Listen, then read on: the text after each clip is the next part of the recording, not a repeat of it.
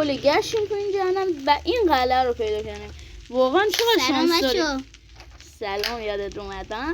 و تازه ما واقعا نمیدونم چقدر شانس داریم تو این جهنم 2 تا عینو پیدا کردیم. واقعا باحاله.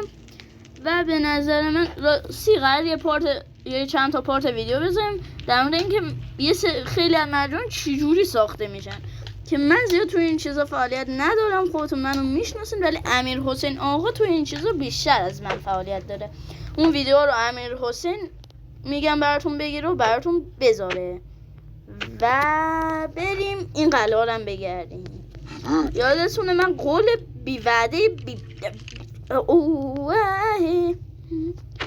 که خودتون میشناسین.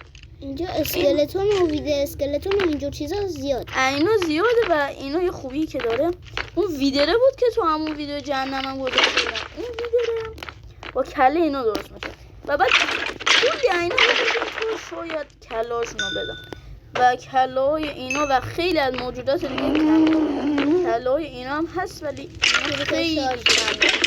یه ویدیو هم از کلیپ سازی براتون میگیرم، نگران نباشین شما ها، براتون ویدیو میگم.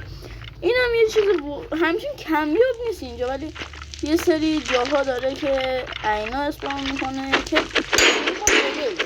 و کلا و معمولا به خاطر همین و این کله اینو میان اینجا. و یکم بگردین اینم مثل همون قلعه قبلی صندوق داره، زیادم داره و واقعا قلعه شاخ و خفنیه واسه خودش. کلا چه قلعه غیر خفن بسه.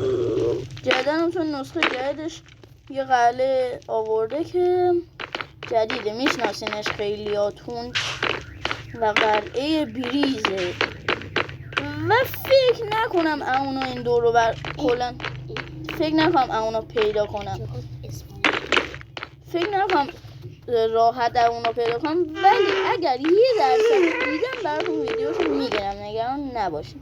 ولی خب شک دارم ببینم چون خیلی اونا کمیابن، خیلی کمیابن. تو جهنم نیستن، اشتباه نکن، دنیا معمولی.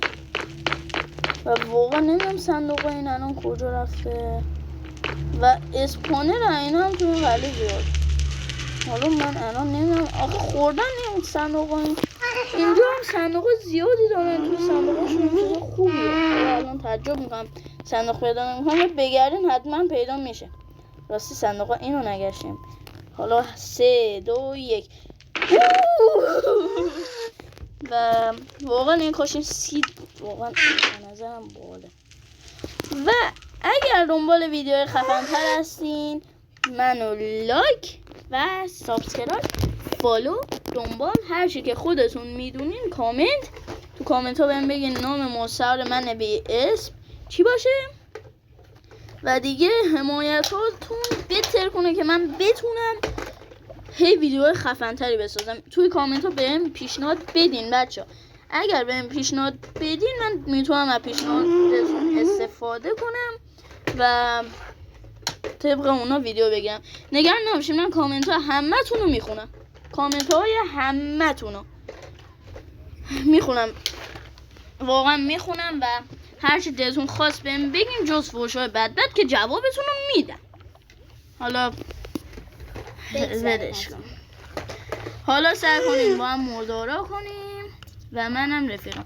لایک طبق همیشه لایک، ساب، فالو، فلان فلان فلان فلان یادتون نره.